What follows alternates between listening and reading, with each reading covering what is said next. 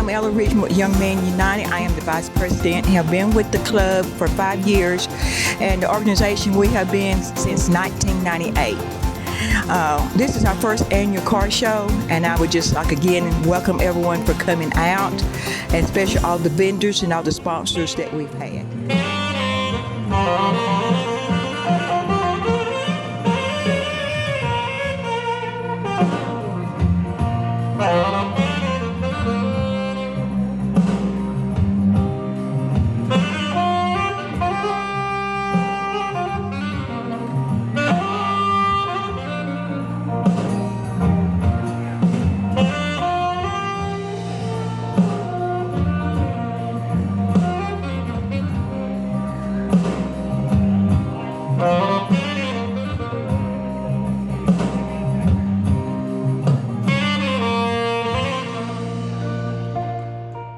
Security Federal Savings Bank is always pleased to provide virtually every banking service you could ever need.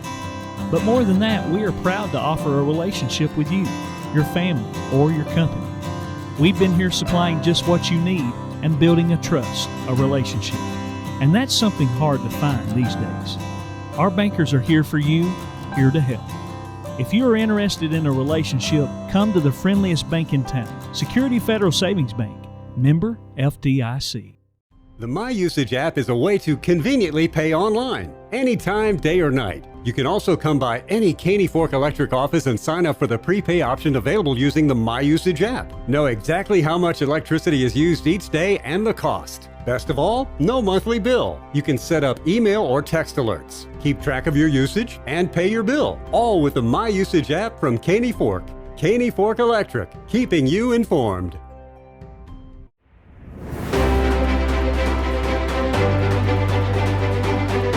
Welcome to another edition of Community Insight.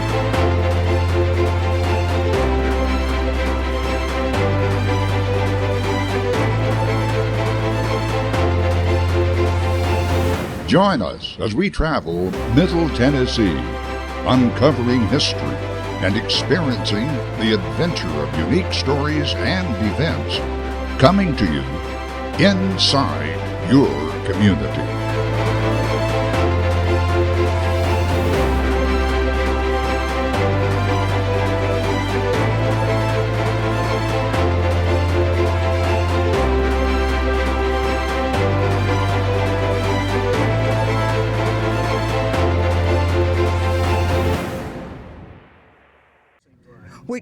This has been a great turnout for, I think it's been several years ago that the group came out here, but then we decided that we wanted to come back because we wanted to do the car show this year and we didn't have enough room at our center.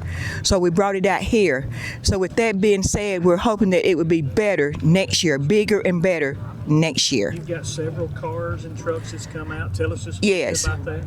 We've got several that's come out from Sparta. We've got, I think, maybe 3 or 4 from Cookville, 1 from Manchester, if I'm not mistaken, and 2 from Shelbyville. So we got several cars out here.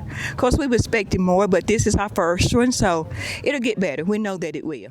We came out to support the event today, and myself and a few of my friends, we brought our vehicles out today.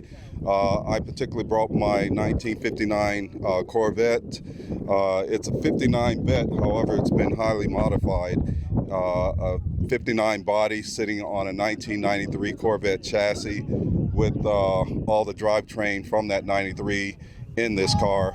So as you look over in the hood, you'll definitely see that it's not 1959. And this car, you can really take and drive from here to California if you wanted to. So it drives just that good. Has a 6-speed Tramic transmission in it. But it's pretty good shape. I've had it for about 10 years. Did not look like this when I got it. Gotcha. So Sparta, Tennessee, how long have you lived in Sparta? I've been in Sparta for about 8 years, but I'm originally from Arkansas. But I haven't lived there since the 80s. I left Stuttgart, Arkansas in 1984 and joined the military, did 23 years in the military, then retired and moved to Tennessee. Appreciate your service. No, thank you. How have you enjoyed the Upper Cumberland? Oh, love it here. So many, if you're into nature and nice people, you're in the right spot. My name is Marty Grove. I'm from Cookman, Tennessee. I work for A-Red. I'm a truck driver. I got a 93 Silverado. You have come to the Juneteenth Festival car show. Yes. We've seen you a few years ago. You did. But you've done some modifications. I've done some more modifications. Tell us about what vehicle you've got. I have got a 93 Silverado. It's got the 6.0 LS motor in it with stage 4 cam. It's got a 6.4 drop. It's got a Hertz speakers in it, Hertz subs, and an Alpine sound system. What got you into this? I'm a truck fan, a car fan. I love old trucks and cars. What would you say that color is? Somebody told me it was aqua green. I don't know. Some girl out here a while ago said that's aqua green. I'm not sure what it is.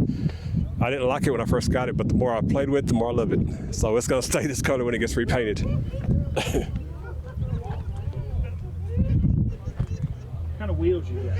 I got Riddlers on it right now, but I'm getting ready to change to something else here in about 3 weeks. Get ready to go to a new wheel. How long have you had the truck? About 5 or 6 years.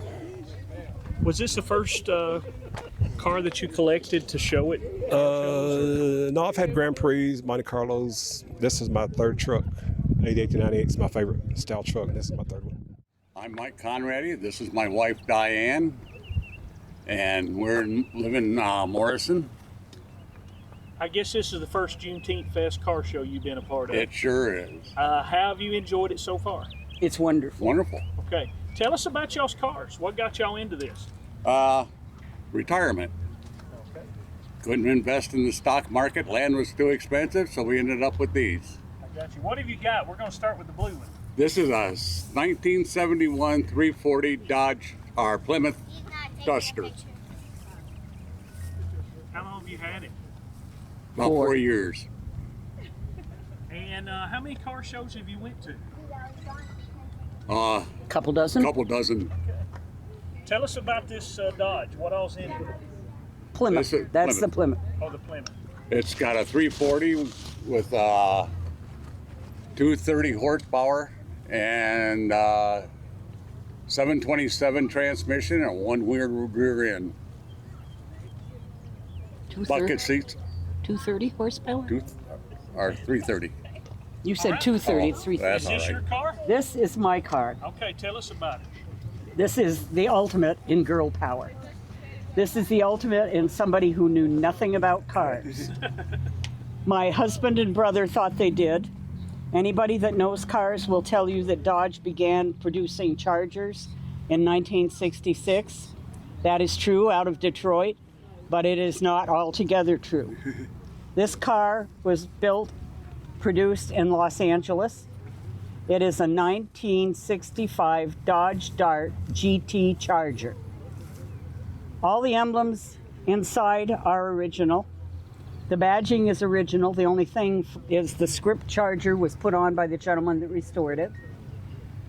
There were 180 of these made, only 33 convertibles. This is one of 4 convertibles known to exist. Introduce yourself. We'll go from there. Hello, my name is Shannon Porras. Miss Shannon, I know that we talked off camera. How important is this Juneteenth festival to you? You're from Warren County. You've been here your whole life. How important it is for you and your family? To me, Juneteenth is a culture, heritage from our ancestors that got freed back in 1865. And to me, this is a great thing that we have every year. Now that it's a federal holiday, we're getting recognized for the things that our ancestors had to go through and to get our freedom. So it means a lot. So you brought your family today. I've got my daughter and my 2 grandbabies. And we cooking fish. I have homemade pies made from scratch. I do not do no imitation. Y'all did a great job with the fish. You go to some other things too. Yeah, I do a lot. We go around the community, sometime in Muffinsboro to cook. Our next stop will be in Muffinsboro. We do this quite a bit. Then at Yummy United, I fry the fish for them, for that. But I like frying my real catfish, which I have today. A lot of people like the swai. I don't. I like the real thing. So, but we do good and have fun doing it. Keyshawn Conaway. This is Sharonda's booth. She makes nice little treats. It's got banana pudding, red velvet, then strawberry shortcake. That's it, strawberry shortcake. Then she's got some chocolate strawberries or Oreo cake. And then my niece over here, Shari, she's got some bracelets. She makes a bunch of bracelets on her free time, and this is what she likes to do. All right, tell us about Juneteenth Festival here. Y'all enjoyed it today? Yes, sir. And I know the organizers appreciate y'all being a vendor. How important it is for our community to celebrate Juneteenth and keep this alive? I think it's very important from both sides. It's just like any other holiday, I feel like. But I mean, we all stay connected, stay together, remember things, get past it, keep going. My name is Nina, and we're with the Warren County Cheer and Football Program, which is under the Solomon Program. We're here today and we're selling snow cones, lemonade, and chicken and steak quesadillas. A lot of the proceeds that we make today will end up going to some of the equipment that we need for football and cheer and other activities throughout the program's year. So tell me just what got you into this? What made it available so you could put this booth together?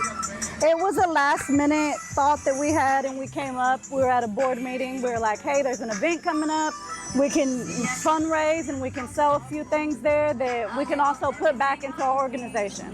And it is a nonprofit, so a lot of the proceeds do go back into the community. Let's talk about the Juneteenth Festival here in Warren County. How important is that for you and the people in the community? Oh, that's very important. So we're here with the Young Men United as well. So this is their event, and a lot of the diversity that it brings to events like this is very welcoming. You can see right now there's people and there's tents and vendors, and we're all getting along. It's more so like a family event than anything. Again, I would like to present his son and introduce to others, Jimmy Haley. Welcome one and all to the Warren County Fairgrounds for a momentous day in history. As most of you know, Juneteenth, I'll read from what Ella gave me today. Juneteenth is the oldest known celebration commemorating the ending of slavery in the United States. Dating back to 1865, it was on June 19th that Union soldiers, led by Major Gordon Granger, landed in Galveston, Texas, with news that the war had ended and that the enslaved people were now free. Note that this was 2.5 years after President Lincoln's Emancipation Proclamation, which had become official on January 1st, 1863. The Emancipation Proclamation had little impact on Texans due to the minimum number of Union troops to enforce the new executive order. However, with the surrender of General Lee in April of 1865 and the arrival of General Granger's regiments, forces were finally strong enough to influence and overcome that resistance. So on this Freedom Day, celebrated across this nation in recognition of the final emancipation of the enslaved people of Galveston in 1865, we gather to remember a chapter of our past that many today wish to forget. Tomorrow marks the longest day of the year, the summer solstice. But can we imagine the longest day was every day in the lives of enslaved people across this nation? They toiled from sunup to sundown, and that extra daylight only meant more work in the fields and the farms across this country. The Civil War did not end the controversy of slavery. It took the 13th and 14th and 15th Amendments to establish federal law to protect people of color. It is sad today that there are some amongst us that want a reinterpretation of the 14th and 15th Amendment in order to disenfranchise those people of color. It's ironic to think that from the Civil War to civil rights, people still do not understand our history and the ramifications of the bitter struggles to secure liberty and justice for all. But it falls on deaf ears for many folks today. We have come a long way, like Barack Obama said. We have not come far enough. It is soon to be our nation's 250th anniversary of the Declaration of Independence. and it was an independence for a nation, not necessarily for a people. Our forefathers issued this treatise as a course of freedom for 13 colonies that finally decided that there would be no kings in America. Thomas Jefferson, the slave owner himself, penned this infamous document that changed the world forever. It was a product of the French Enlightenment. The ideas that sparked a new thought of freedom and democracy that began in America with that 4th of July signing of that document. Their revolution, which came after ours, was bitter, a huge struggle, but theirs ended off with their king's head. So when those 56 delegates met in Philadelphia to establish a discourse for democracy, it looked hopeless for 13 disjointed colonies across an ocean in battling a war against the greatest empire the world had seen, the greatest army, the greatest navy, the greatest administrative government that was from ocean to ocean and continent to continent. But those 56 delegates took it with stride. And when John Hancock put his signature largely on that document so that King George III could read his signature without the use of his spectacles, we knew the fate of America was sealed. I'm sure few of you have read the complete Declaration of Independence, but I would like to read some excerpts from it, just so we remember that document, the 250th anniversary, when it comes to pass on July 4th of this year. That when in the course of human events, it becomes necessary for one people to dissolve the political hands which have connected them with one another, and to assume amongst the powers of the earth the separate and equal situation to which these laws of nature and God's nature entitle them, that we hold these truths to be self-evident, that all men are created equal, they are endowed by their Creator with certain inalienable rights, and amongst those are life, liberty, and pursuit of happiness, and to sever these rights, governments are instituted amongst men, deriving their powers from the consent of the governed, that whenever any form of government becomes destructive of these ends, it is the right of the people to alter or to abolish it, and institute a new government, laying its foundations with such principles and organizing its powers in such form as shall seem most likely to effect surety and happiness. So as we read from that excerpt from the Declaration of Independence, there are many things that are controversially said in there. But one of the main things in that declaration was the grievances they had against King George and the government in England, particularly the king. That amongst those grievances was the establishment of absolute tyranny over the states. He's refused to assent to laws. He's forbidden governors from passing laws. He's obstructed laws for the naturalization of foreigners. He's obstructed administrative justice. He's made judges dependent upon his will alone. He's erected a multitude of offices to benefit the government. And he sent swarms of officers to harass our people. So when we look at these grievances, when we look at this declaration, we look at this 250th anniversary of our nation, we are still a free country. We are still a free nation. But as we absorb these lists of grievances, we're not always assured that America has learned its lesson. If we've learned it well, we'll repeat some of the mistakes of the past and return to a political era where indiscretions of the king and a disconnected parliament lead to the next American Revolution. There's much to contemplate, much for us to remember. But most of all, I would like to share a prayer that George Washington shared with our nation. He was a God-fearing man who strongly believed in providence, and that providence would deliver our nation over and over again. And over the 200 plus years that it has been so, it has always become the fact for us to absorb. So this was Washington's prayer. He said, "I now make it my earnest prayer that God would have the United States in his holy protection, that he would incline the hearts of citizens to cultivate a spirit of subordination and obedience to government, to entertain a brotherly affection and love for one another, for their fellow citizens of the United States at large, and particularly for their brethren who have served in the field. And finally, he would most graciously be pleased to dispose us all to do justice, to love mercy, and demean ourselves with that charity, humility, and specific temper of mind, which were the characteristics of the divine author of our blessed religion, and without an humble imitation to those examples and those things, we can never hope to be a happy nation. Amen. And to finish it up, even through the trials and tribulations, and as we celebrate Juneteenth, I always remember a saying my grandmother said: no matter how hard it gets, no matter how many wars we fight, no how much political discourse there is in Washington or Nashville or even locally, level heads will prevail. Amen.